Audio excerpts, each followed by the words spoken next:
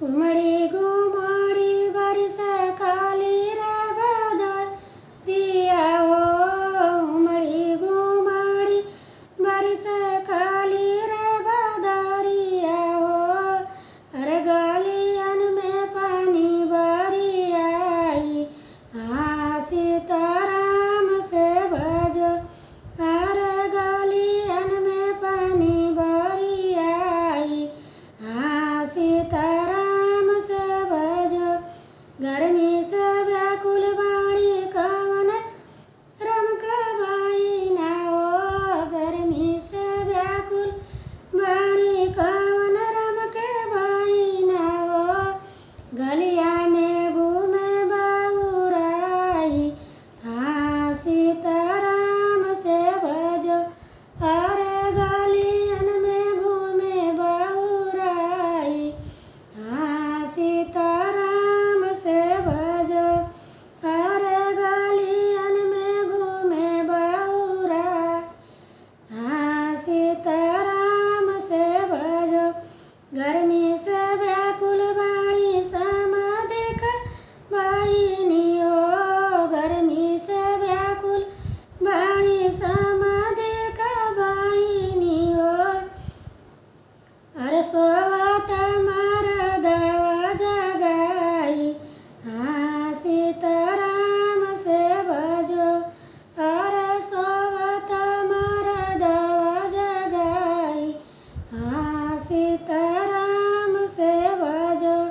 सोत मरदवा झकी उठी बैठे हो। सोत मरदवा झकी उठी बैठे हो। अरे अब बैठ बगले हमारी, सीताराम से भजो। अरे अब बैठ बगले हमारी, सीताराम से भजो। आजू की रतिया रानी अमर संग बीता पातू हो। आजू की रतिया रानी अमर संग बीता पातू हो। अरे होताई भोर घर जायु, सीताराम से भजो। इतनी बचन जब सुने बीरन भैया हो।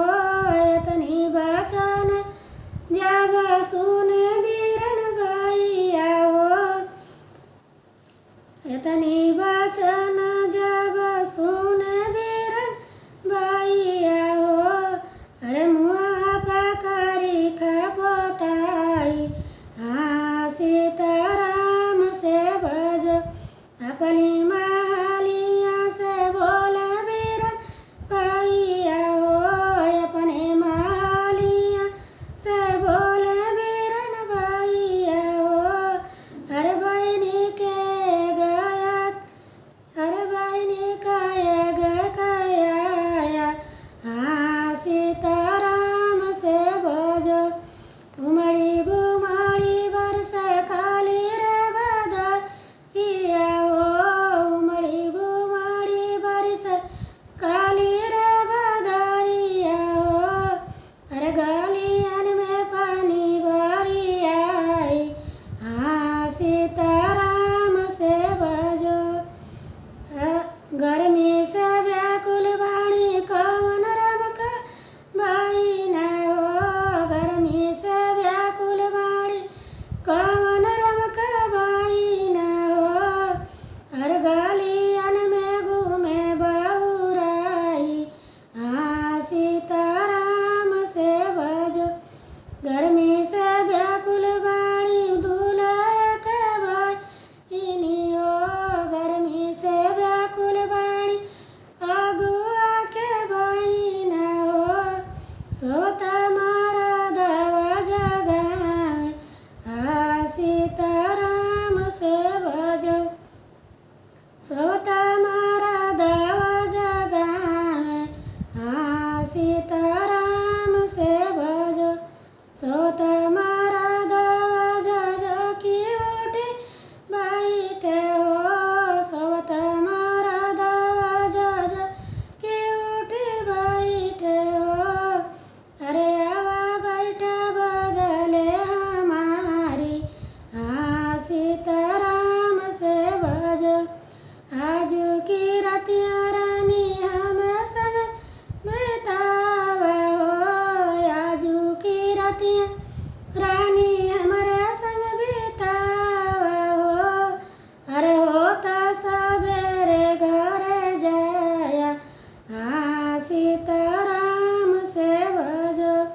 इतनी वचन जब सुने